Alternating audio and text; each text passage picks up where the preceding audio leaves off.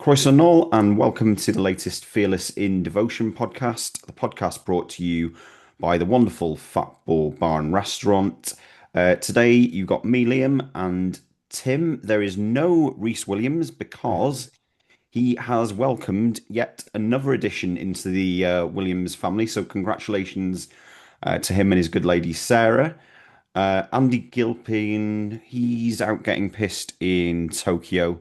Pretty standard Gilpin globe-trotting behaviour, I reckon, don't you, Shocking, Tim? shocking from Gilpin. Never There's it. not there's not a corner of the world that he hasn't got drunk in, so fair play to him in that regard. You join us off the back of a 1-1 draw for the men's team against Blackburn, extending their unbeaten run to 8. But we thought today, given the news that the women's team have just risen to the top of the Adran Premier, that we give them a mention first because 4-2 win over Swansea, first game back at the Rock, and Cardiff drew, which means I think they're 2 points clear, aren't they, up at the top after the end of that game, Tim? Yeah, I mean, I kind of boldly said the other week that they're going to win it, and they just seem to be a bit of an unstoppable juggernaut. I mean, I think they came from behind twice today to run out 4-2 winners, which kind of exemplifies that kind of never say die attitude that's running through all the teams in the club, really. So yeah, what a great return to the Rock as well after a sort of sustained period away whilst there's various sort of maintenance and upgrades and stuff going on there. So I think just crowd of just over 500 were watching that game, which is really good. And the way they continue, it'd be great to see them kind of get back to four-figure crowds, really. And I think that will happen. I think that will happen. I just think they're playing entertaining football. They're scoring goals with fun. And I think there's a belief amongst that team now. I think they kind of they're never going to come out and say it naturally, because it'd be a little bit arrogant. But I think they seem to be quietly confident behind the scenes from what I'm hearing that they can go and do something this season and kind of break that kind of South Wales dominance that's been in the Adran Premier for so many years now. So, they're on course. They're on course. This is what they wanted. This is the plan was always to kind of get to the top tier and then start really dominating it, And this is the step on which they're heading towards. So European football as well, back at the Cae Ras. That would be That'd be amazing, pretty. wouldn't it? Yeah, That and I would be think amazing. if they did get there as well, I mean, as much as the Rock's their home, they would deserve to have those games at the racecourse. And you'd like to think that a decent crowd would turn out for them. So fingers Yeah. crossed they can sustain it. I'm just looking at the Genero Adran Premier table now. It's nice to see that little pecking order: Wrexham, Cardiff, Swansea. The way things are going, it could be back to that that pecking order for the men's as well. Oh, Um, that'd be great. I just think it's all set up for them, and I think that you know Rob and Ryan Long said that they want to turn them into a bit of a powerhouse in the women's game. And they're going the right way about it. It's kind of been slowly but surely. And now that they seem to be primed to make that next leap, if you like. And there's already been a few tongues wagging elsewhere who are looking at it and seeing us top, and they're saying, well, if they do go go ahead and win it and sort of secure European football, what sort of money would be invested then going forward? Because yeah, it feels like the club have kind of really placed more emphasis on the social media side of things and really like giving them their own separate branding. And the Rock, it was like Wrexham, home of Wrexham Women, home of Wrexham Women, which is great. It gives them that identity and that foundation from which to build off now that this is our home.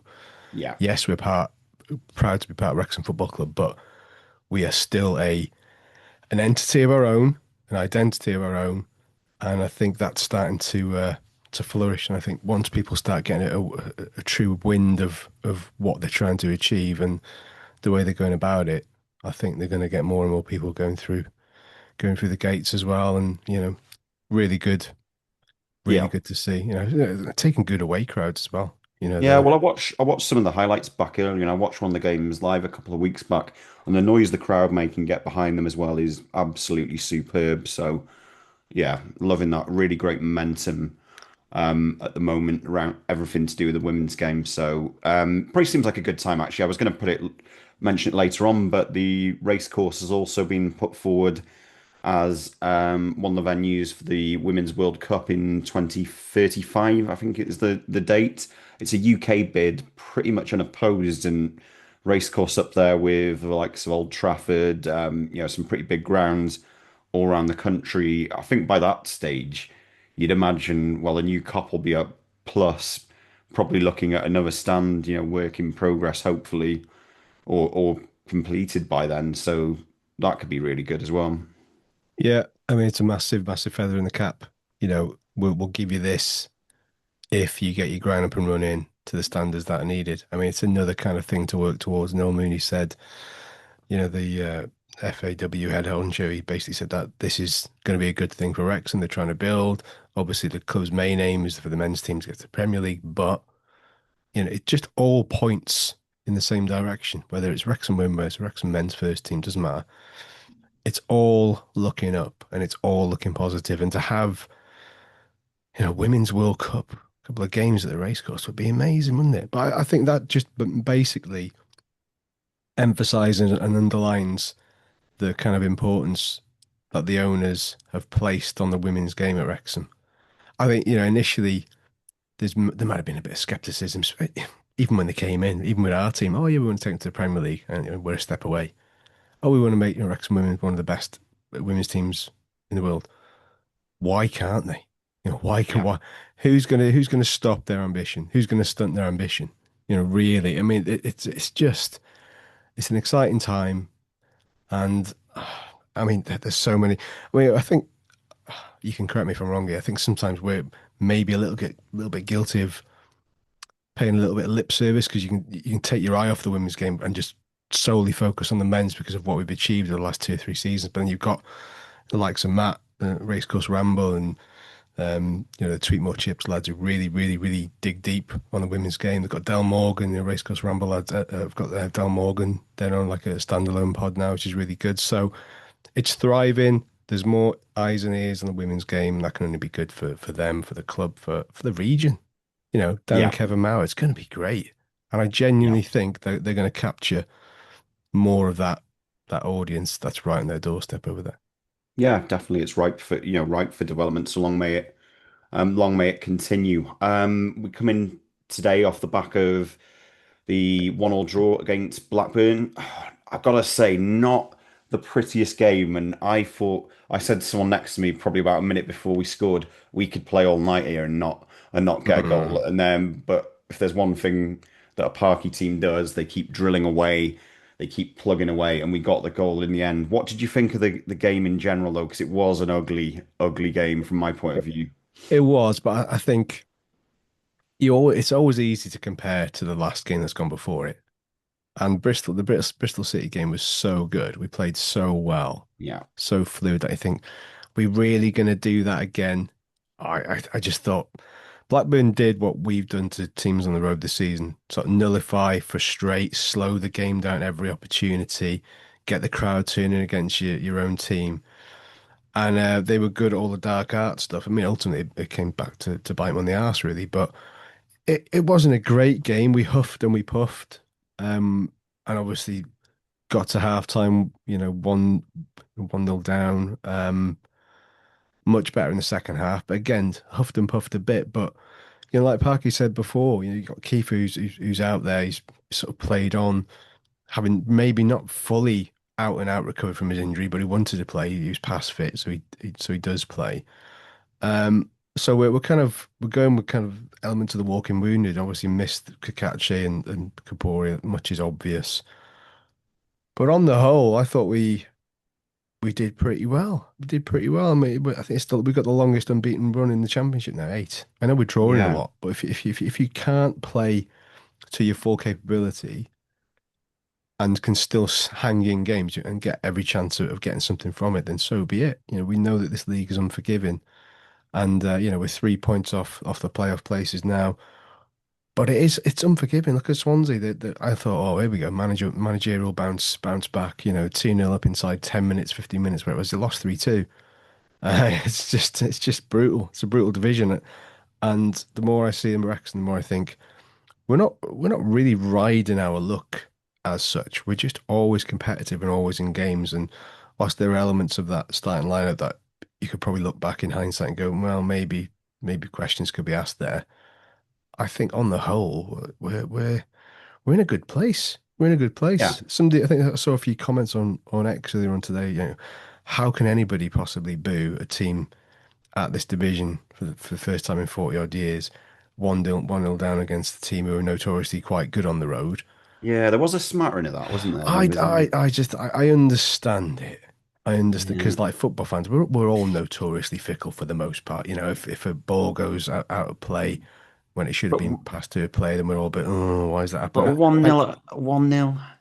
It's smacked of entitlement a bit. It's just, I, you know, I I didn't. think I think because we're so tantalizingly close of becoming dizzy as to the Yeah, position where we are in the table, thinking, oh, if we can just get in there now, that'd be lovely, wouldn't it? But like everybody, all I've seen this weekend is how everybody's commented on the craziness of the division, how close it is, how compact mm, it is, how look at like Sheffield United have lost 11, right? We've only lost four. And I think they're only a smattering of points behind us. That's crazy because they've gone to yeah. hit a bit of form. Southampton, dreadful for the most part. Swap managers, and I think they're on a pretty good run now. Like won 4 or 5 in a row. So Well, Sheffield United should never have been down there anyway. They made a massive mistake. I think, thankfully for them, they rectified it pretty quick. But yeah, it's a fascinating one because you feel like Mr. Hindsight, but like when I look back at that starting team, I think the only one question I really had of it, and it's easy to say, but that partnership of Sheaf and James in midfield is a bit too similar for me. And I just wondered, having seen how dynamic Dobson's been, I was just surprised to see him not starting. Now, I wonder if that's maybe trying to do with managing minutes of players because I think Dobson's played a hell of a lot of games so far this season. But I just felt like I don't know about you, but I just felt we lacked a little bit of bite in midfield without him. yeah, I mean, Dobson's been probably almost certainly player of the season so far in terms of his output and his contribution, his overall game. So for him not to be in it, there's probably a few raised eyebrows when the team was announced. But then I was like, well, you don't want your best players to be burnt out either, and this is the reason why you've built a strong squad. And let's face it, the players he's put in there are no shrinking violets. Not exactly, oh, we really are struggling. We're not struggling. I just think there's a few people around me that said, well, maybe Matty James is the kind of sort of that not bit part player. That sounds like I'm doing him down, but sort of Well, he that was a superb cameo, Fletcher. wasn't it? Yeah, the impact kind of player where you can come on, In dictate a midweek. game. In Yeah, midweek, he was absolutely superb when he did that. I thought yeah. he made a massive difference, calmed things down a lot, just a lot of simple passes. I think it's just one of those where it's like getting your combinations right because I do think they're both really good, Sheaf and James, but they're also quite similar, if you get what I mean. So, but it's tough making criticisms because you don't know what's gone on. Like we played Wednesday night, didn't we? So you don't know if Dobson's Mm, had a little knock. There could have been anything. I'm sure yeah. Parky would have had a decent reason. It's nitpicking to some extent, but I think I think felt like Parky's subs actually paid off yesterday, though. He Yeah. gets a lot of criticism for when he brings them on, and they're all the same and all that type of thing. But I did think Doyle, especially, actually, that was the one that there was a couple of groans around me saying, "Oh, why is he brought Scar off for Doyle?" And I was like, well, I can see why because I think Scar had just played a really awful pass, and they nearly scored a second from it. Mm. And Doyle just started. I don't know. He's like quite an offensive centre back, isn't he? Some of the balls he plays through for strikers and things like that. Started asking a few more questions of them going forward, and just added a different element, made it a bit more urgency. So I think fair play to Parky for that. Yeah, there's probably not many times he's brought subs on where it hasn't affected a game because of how strong that bench is. Usually we know we're going to get it around the hour mark, 9 times out of 10, unless something's gone woefully wrong. He only chucks things on at half time. I think maybe he's only done it once, twice this Yeah. season. But yeah, you know what? It was a solid 6 out of 10 general game. And I went away from it, and obviously you go away from it buzzing because of the nature of nicking a point late on, which we'll come to shortly. But yeah, I just think, you know what? we are getting a little bit spoiled. We are maybe getting a little bit carried away, but I just think sometimes you have to sort of take it for what it is and go, it was one of those kind of gritty games where we kind of just hung in there. You know, if they put that glorious chance where he skies it, where Arthur saves it and he skies it from like 5 yards, I think it's probably game over then, to be Yeah. fair. But then you look at, you know, we had one from Kiefer Moore that was hacked off the line as well. Um, he had a couple of chances for us to keep into a couple of saves. And you look at Broadhead, he probably had time to take that touch and fire it rather than just lashing it wide first time. So there was, I think, it just all classic case of saying that a game hinges on moments, but because you felt in that game that there wasn't going to be a lot creative wise, that when they do come, you've got to take your chances. And, you know, we managed to take one at the death.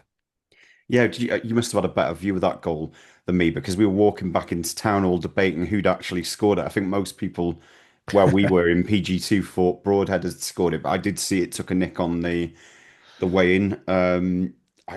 It was like, was it 94 plus? Don't know, something like 20 seconds. I thought the game was over, to be honest, but I stuck around because we were still attacking. Um, Yeah, I mean, I I initially thought because the ball comes in and like you kind of over it, and I didn't know if Max had got a final touch or not. And then when the graphic went up on the scoreboard, it said Broadhead. I was like, great. And then got a few people correcting me. Said no, it's definitely Max that got it. Um, don't shoot, you don't score. You know, he kind of ghosts in and out of games Broadhead a little yeah, bit. I think sometimes on his day he can be such a great player, you know, with the ball at his feet, but he kind of ghosted in and out of the game. Um, but again, yeah, the subs made a huge impact. Was it a foul? You know, the Blackburn boss has gone on record in his press conference to say that Barnett had said no, it definitely wasn't a foul. I've looked at it several times and think, well, Hedges doesn't need to barge into him, just shepherd yeah, it, show him into the yeah, touchline, put him in the corner. So he makes the decision easy for Barnett, for the referee. I mean, Barnett's not a heavy player, yeah. you know, so I think he does enough there to make him lose his balance. Did he make a meal of it? Probably, if what we're saying, if what he's saying Who about doesn't the, though? Who yeah. doesn't? But then you know they've still got to defend that set piece better than what they did. So whatever, I think a draw was a fair result. I think if we'd have won that, that would have been daylight robbery. Yeah, I yeah, felt, but I think on the balance of play, it's a decent point, and it just I just like the fact that there's fan base elsewhere going, right, they're going to lose this one. Oh, bastards. I And all of a sudden it's like Hollywood time or how much did they pay the referee and was going to say, all the stuff.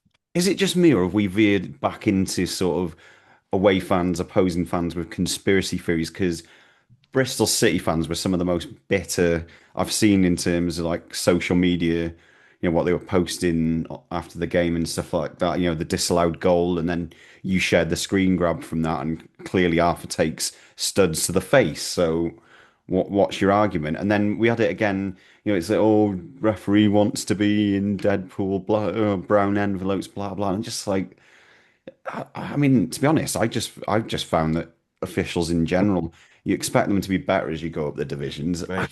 I've If not been that. there's one thing I've learned from being active on social media, it's make sure you're absolutely certain of what you're Yeah, talking about. Make sure you're yeah, in possession of the full facts. And you get it wrong. I've got it wrong plenty of times, so I'm yeah, admitting to it. But you call it in the heat of the moment and you say it in the heat of the moment.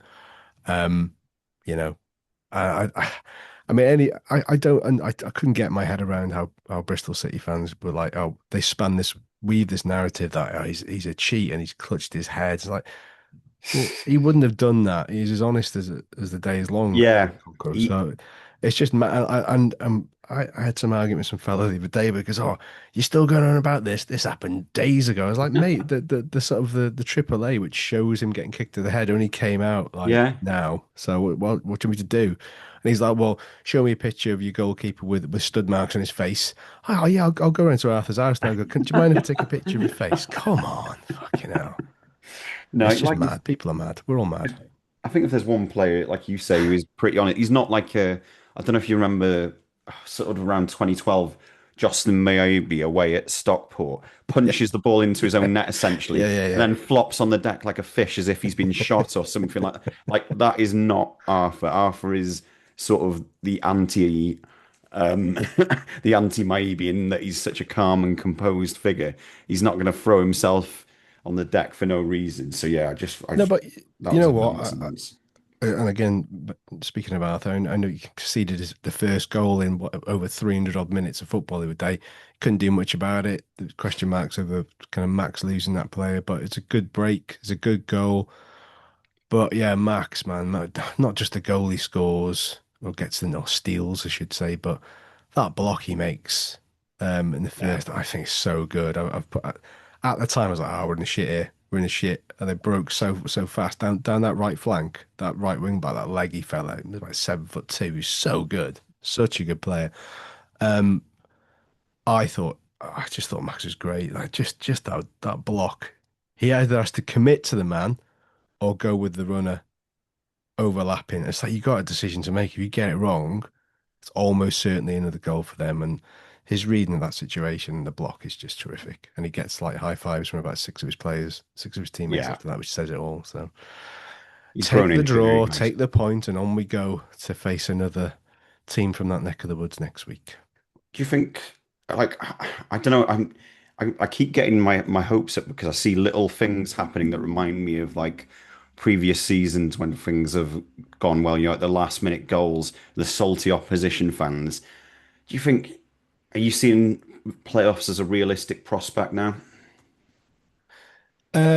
Yeah, and and that's not being arrogant or big-headed. I think it's a combination of A, we're hard to beat. We're hard to beat. We're hanging in games. Yes, we're getting a rub of green on occasions, but we're hard to beat. And I think that aligned with how bizarre the division is in terms of anybody capable of beating anybody on their day, and it being so closely congested between what 16th, 17th up to sort of fifth, sixth position. It's a classic case, and we're seeing it with Sheffield United. We're seeing it with Southampton. You can have a sticky patch and be nowhere, and then you can go on a good run and start thinking, well, maybe, just maybe. And I genuinely think if we can get through to January in and around, if we're still top 10 in January and we're maybe between 5 and 7 points off that playoffs, I think the owners will Yeah. go, have a pop. Why not become that club? Why not? It'll piss off so many people, and we will not be prepared for it. And the question has rightly been mentioned a few times. Well, is it questions a statement of fact potentially, where people say the journey is far better than the destination? Yeah. But that depends who you ask, doesn't it? Do you ask Brentford and Brighton fans and Bournemouth fans, or the triple Bs of how If you wonderful stay it up is there, there?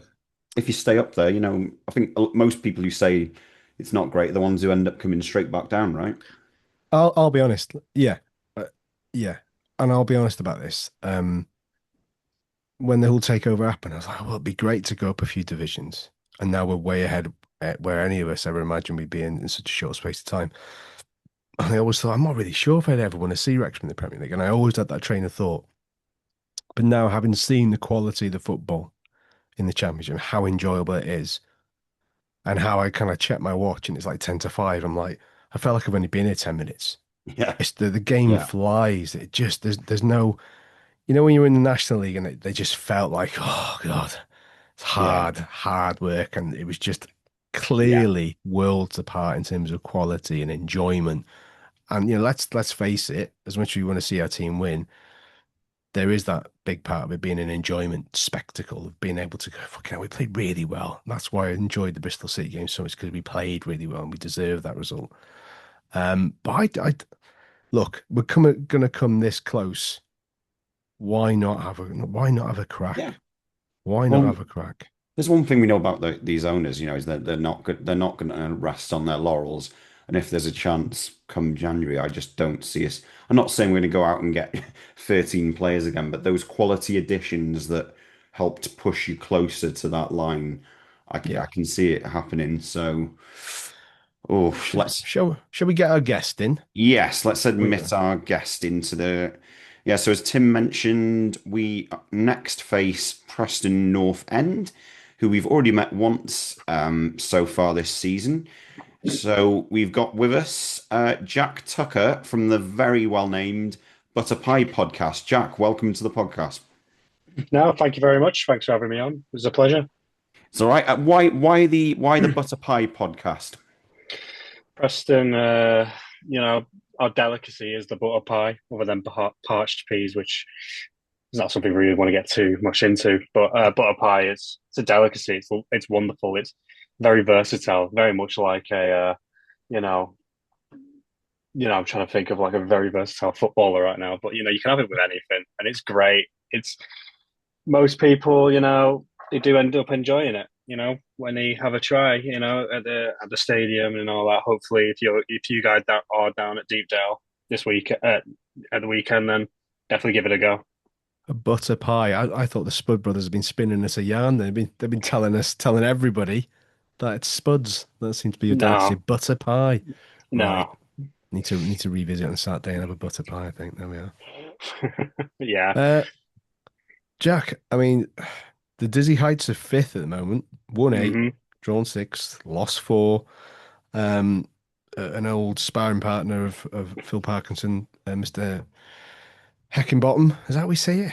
Heckingbottom, yeah. hmm Doing a good job. I know we've been to Deepdale already once this season, the Carabao Cup, and emerged victorious thanks to Ryan Hardy's only goal for Wrexham so far. Happened to be a worldie. But yeah, that was the opener. And obviously Kiefer gets was Kiefer the winner, wasn't it, Liam? Can't remember what it was now. I think it was, Pretty yeah. sure, It yeah. was. It Um, was. Yeah. but I think we can park that because neither of us are in the Carabao Cup anymore, so it doesn't really matter. A lot has changed since then in a short space of time. Um, Tell me about the season so far for you. What was the expectation before the season started, and who's kind of been the key players for you so far? So yeah, basically the expectation this season was to just do better than last. Literally, just don't get into another relegation scrap. I feel like we're doing a fantastic job of that at the moment. I feel like with the way our season's panning out right now, especially like at the start when we had some very tough teams, with the likes of Ipswich, Middlesbrough, and Leicester City, and we seemed to, we managed to pick up 7 points from those three games, which was really good. More than I could have ever dreamed of. Hmm. And I feel like the way the season's panned out was it's very clear that everyone at the club is on board with Heckingbottom and the way he wants to play. It's not the prettiest football. It's very much sit back in it and on the counter. Let the teams who are better on the ball have the ball, and then we'll try and we're trying to make them overcommit, try and exploit the spaces in behind that they leave behind. And when you've got players like Lewis Dobbin, who's been fantastic for us, playing, as a number nine, even though he's more primarily as a winger, you kind of do see him drifting off out wide and creating space for the likes of Devine and even like Harrison Armstrong to run into. And then you got someone like Osmajic, who's unfortunately banned for the game, but Hmm. Michael Smith, who will very much occupy the other centre backs and like use their sort of bullish nature to sort of work with them. But with the way the season's gone and the way we're playing at the moment, again, not pretty, but it gets the job done, and that's all we can really ask for, especially with the expectations going into this season. Yeah, I mean the Osmajic thing. Obviously, how many matches was he suspended for? I can't remember now. Nine games, yeah. 9. Okay. Yeah, weird kind of situation around that in terms of. I mean, we won't labour the point if anyone wants to go and read about it, read about it. But that doesn't seem to have affected kind of Preston's momentum really. It could have done, I guess, could have done quite easily. Key player Yeah, for you, kind of like cult hero already amongst the fans, and then all of a sudden, he's out. But that could have been a huge blow, and you've just carried on really. yeah. I mean, it's a strange one because we know what he's capable of. He's a very clinical striker when he's really on it. But before his goal against Swansea, before he got banned, he hadn't scored since August. And this is the thing. It's like he's not really been up to it this season, apart from a very fast start.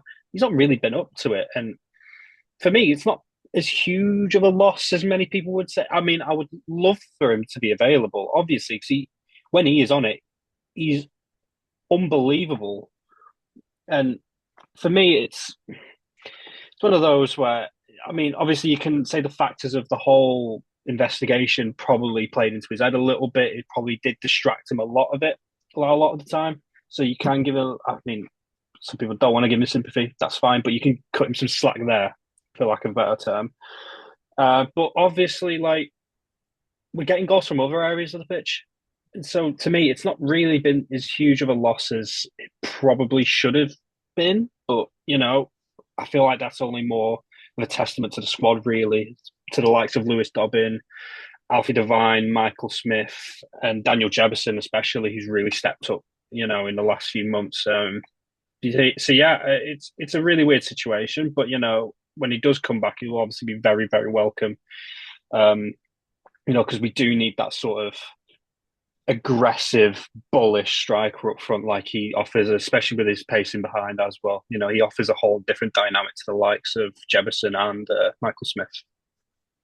I mean, you mentioned sort of style of play, and you alluded to some of your key players. Are there any sort of obvious kind of weaknesses that you think Wrexham will be looking to target? Honestly, if our midfield is anything to go by from the last few games, we've really been overrun, especially with the Snap. with the lack of Harrison Armstrong. He's been absolutely fantastic. 18 years of age, you would never have guessed he was that young, with how mature and just the level of confidence in him. Such a young kid, but he's got such a bright future as well. And him missing from the starting 11 the last few games because he had a little knock, I believe, when he went away with the under 19s, the England under 19s.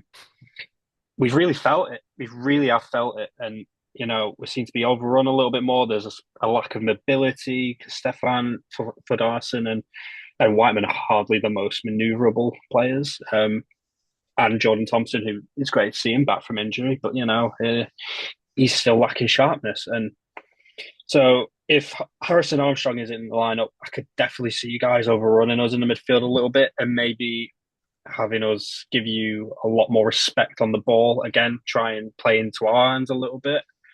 And I'd say the other weakness, I'd definitely say, I don't think many people will like to hear this, but Liam Lindsay, I just don't. He started off okay when he was brought in for Lewis Gibson, who has a thigh injury. He started off okay. In the last few games, he seems a bit shaky. I don't know whether that's the pressure of him potentially looking at the Scotland World Cup squad or something like that, but he seems to be getting outdone for. He's not been the quickest player, but he's getting outdone in the air. He's getting outdone for pace. It's just, I'm a little bit shaky with him, and obviously with how high we like to play sometimes, especially when we're really up against it, him getting exploited is really does leave me on the edge of my seat. It makes me a little bit scared, when watching him. So if you've got someone like Kiefer Moore, who is this Eiffel Tower of a striker who's can battle anybody in this division, then it could be a very long day for us, especially in the air as well. Even though he's a proud Welsh player, I can imagine Kiefer being a French player. Now you've mentioned him being the Eiffel Tower. He There could we be go. he could be Parisian. I could have him down Could as a be. Parisian player. Yeah, it'd be good. Um, looking at your last five. So obviously you were 2-0 down at Sheffield Wednesday and Saturday, and then stirring comeback 3-2. You sort of won it late on. Well, I'll say late on. 76-minute winner from, I'm going to say, Frankie Jensen. Frankie Jensen. Mads Frockyar Janssen, yeah. There we go. Close. Close. Close, very close. Before that, draw at Watford 1 each. Defeat to our latest opponents, Blackburn, 2-1 at Deepdale. Drew at Millwall and defeated struggling Swansea at home. What are you expecting from Saturday's game? What have you made of kind of Wrexham's start to life in the Championship? You kind of you can take the Carabao Cup thing out of it because, like we said, it's knockout competitions very different teams, different kind of viewpoint, I suppose, and so on and so forth. So yeah, just give us your thoughts on that. I mean, obviously, it's exciting to see Wrexham in this league. After the few years you guys have had. it's been very exciting. And obviously, I thought it'd be quite difficult for you guys to adapt to this league. And obviously, your start of the season wasn't particularly the strongest. Probably wouldn't, it probably wasn't what mainly the media was probably expecting. But you guys seem to be keeping your head above water now, and doing really well now. I think you're mid-table now, you're doing really well. And Ninth, yeah, ninth. yeah, ninth, and you're knocking on our door now, and it's a bit worrying. But yeah,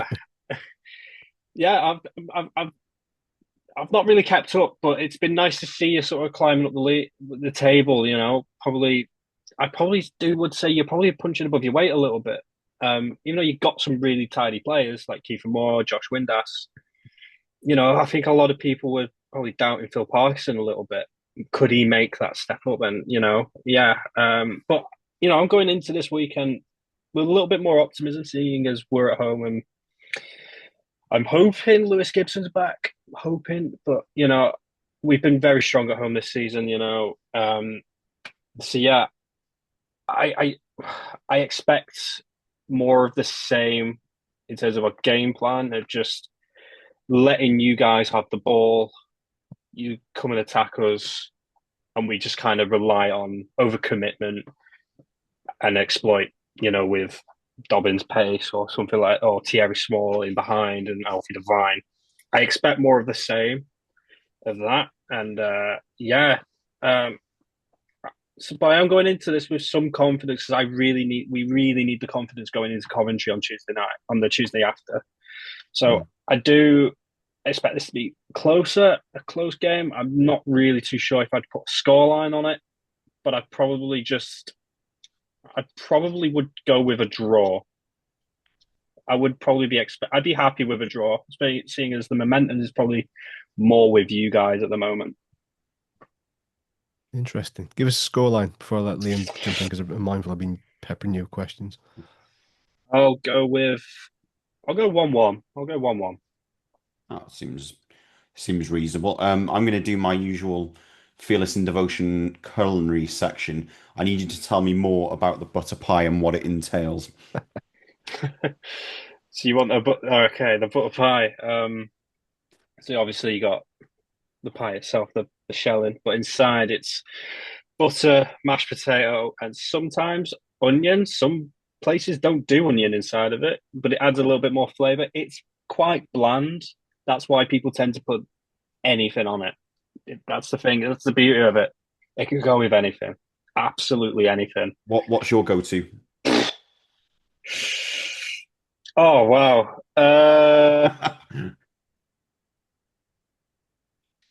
I've not had one in so long, so I wouldn't.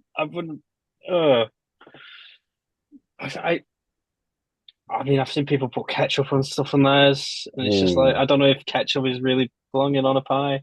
That feels a bit rogue to me. Bit of gravy. Yeah, bit of gravy. I'd say gravy is probably the best choice to go with. I've seen someone, and it's one of my friends who's put ketchup on it before, and I'm just there like I'm shaking my head, embarrassed to be seen with them. My phone's AI assistant has basically said it's a simple pie made with a flaky pastry crust, a hearty filling of thinly sliced potatoes and onions, seasoned well with salt and pepper, and enriched with plenty of butter. Originates in Lancashire region of England, particularly around the town of Preston. Alternative names is often referred to as the Friday pie or the Catholic pie. There you go. There you go. More. I mean, I didn't know that, but you know what? It's AI. We'll trust AI. We'll trust AI. It's an interesting one. Apparently, a popular traditional accompaniment is braised red cabbage or pickled red cabbage. That's quite niche for match day food, isn't it?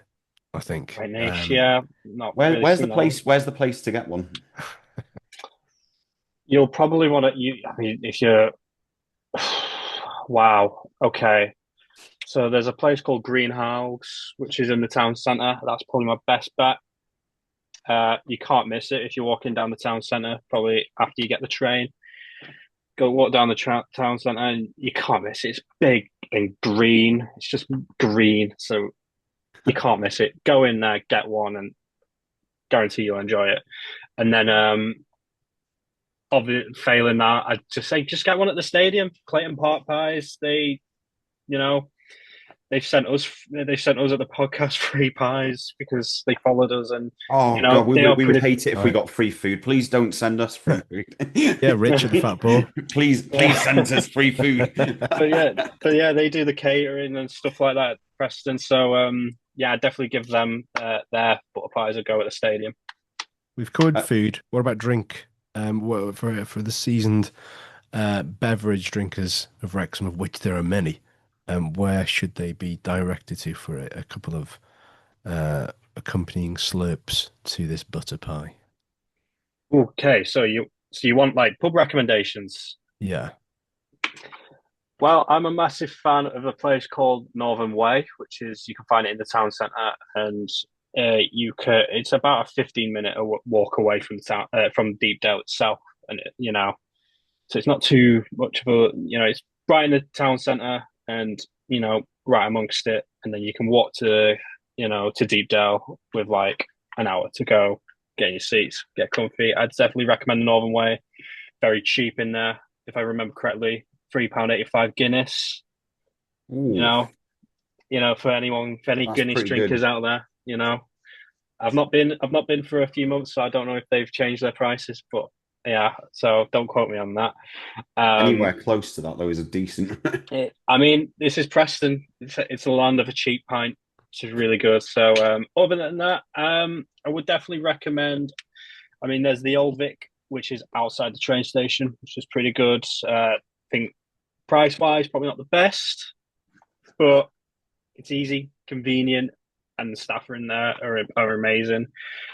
And one more. I'll give you one more. I would definitely just say the Weatherspoons, the Grey Fry. It's cheap. It's again convenient and spacious as well, so you can get many people in there. You are selling it to us though. You've sold it to us. We're liking this. No, There we go. definitely. What sort of crowd can we expect before we let you go, Jack? What just are we expecting a decent attendance? I mean, we don't want to sound we're kind of a broken record, but I mean, it happens a lot where Wrexham tend to tip up at places and for some bizarre reason more people turn up for it. I think they want to beat the Hollywood lot. I don't know what it is. I definitely say an increased attendance. I, the thing is about our fan base, I wouldn't say we're the loudest. We've particularly not been praised in recent years for how loud we've been. So if the crowd are up for it, then the, I'd say the team it's very much dependent on how the team performs.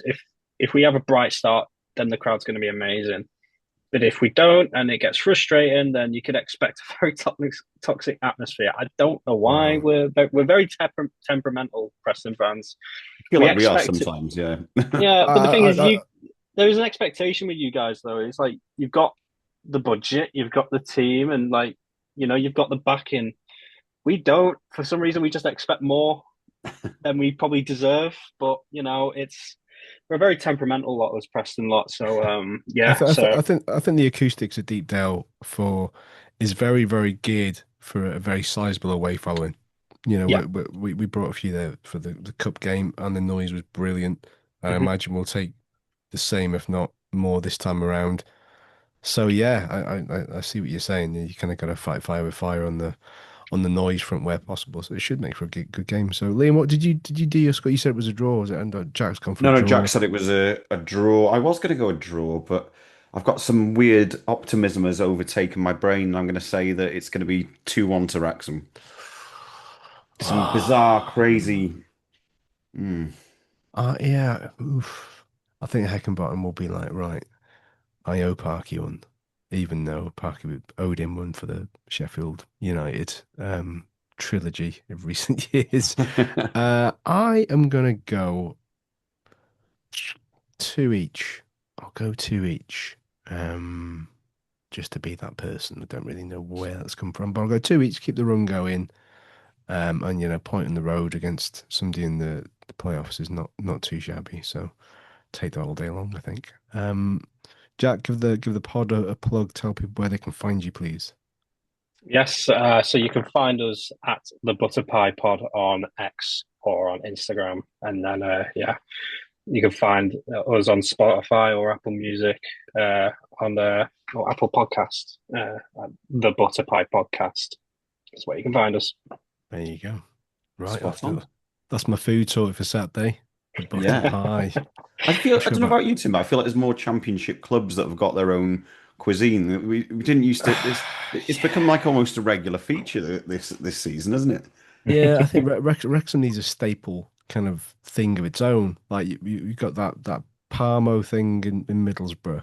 You Yeah. got the butter pie in Preston. Was it the Wigan kebab? Was that one? Yeah, The Wigan maybe. Yeah, kebab, Yeah. blimey. nothing is ever going to beat that Kidderminster cottage pie. That was just unbelievable. It's a stuff of I, legend. I was getting stick this weekend off my mates, bearing in mind this was like over 10 years ago. We went to Kiddie, and they always remember that I got the last one at Agbra, and they were like, and he jumped the queue. I was like, I'm sure you've embellished that part of the story. I definitely got the last pie, but I did not jump the queue. So, yeah, food tends to cause some. I mean, yeah. There's very few occasions I would jump a queue for anything, but if I spotted one pie left at Agbra in the away end, I would jump the queue to try and Yeah. get it. Wouldn't care less. Wouldn't care about the result. Wouldn't care about the pie. That's so good, that place. God rest the woman who used to make them, bless her. Right.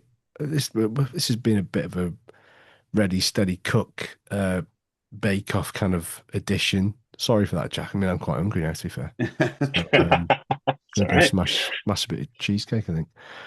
But yeah, thank you for joining us, Jack. It was super appreciative for Thank you coming very on much. at short notice. Any other business, Liam? I think that's pretty much Not it, isn't none that it? springs to mind, no. We have to go. We've got a couple of people who don't like the pod overrunning by another Well, if it 25 goes minutes. close to an hour, we're dead, yeah. He'll be shouting in those that crosshairs and going, "This is too long. This is disgrace. It's disgrace." Sorry, Mike. It's all in jest. Right, I think that's it. Thanks to Jack. Thanks to Liam. Um, let's pray for the safe return of Mr. Gilpin from the clutches of the evil. What's the Japanese mafia again? Forgot. Not the You, triads. What am I you thinking sprung of? that on me last. Yakuza. He will get caught by the Yakuza, Gilpin. It's the sort of thing he would do. He would piss off the wrong person in a Tokyo club. Well, we're Jack, not paying. one of the other lads is in Tokyo somewhere, and Reese is Yeah. just another kid. So two polar opposites of what's Andy, going on we're there. not paying your ransom. That's the end of that. Yeah, he might come back like minus a digit because they tend to sort of do the cigar cutter thing there. So yeah. No, I'm not wishing that Andy bumps into the Yakuza and gets maimed, by the Where has this gone? way. Right. Just really insane to hear this. Yeah, sorry about that. I've just got I've got yeah, food for the brain. That's what I need now. So I'm going to leave that there. Jack, thanks for joining us. Liam, thanks for coming on. Same for me. Hooray. So congratulations, I suppose. Right, we're going to leave it there. We're going to go. Thanks for anybody listening. Oh, one thing, and this is something I completely forgot about. It's so random. It's a bit of a conundrum for anybody who does know this. When was the last time a Wrexham player had two players or more wearing gloves on the pitch at the same time? Because I noticed that the other day. It's one of those random things I noticed. And In Nathan seven Broadhead. degree. Wait, what was that? Was that yesterday or against Yeah, it was yesterday. So Broadhead 7 degrees? It's Broadhead not. and Windass had gloves on, both of them. I was like, when was the last time I ever saw our player wearing gloves for Wrexham? Kind of Dom Vose, I want to say, or something like that. But it's And it's 7 degrees. It's that's not cold enough. yeah, but Raynaud's disease and stuff like that, it can affect people in different ways. That's all I'm saying. But yeah, if you can think of any players that wore gloves for Wrexham, let us know because I'm curious. It's one of those weird quirks I would just find kind of interesting. But anyway, we're labouring the point. On that We bombshell. should go to an hour, Liam, just to spite. But we won't. We'll go. Thanks for listening. Leave a comment, and like and subscribe and all that jazz. And until then, I don't know if we're going to do midweek because, like we said, Andy is abroad and Reese is doing baby things. So, Yeah. yeah, we'll probably reconvene after the Preston game. So, yeah, cheers and take Sounds care. good. Cheers. Bye bye.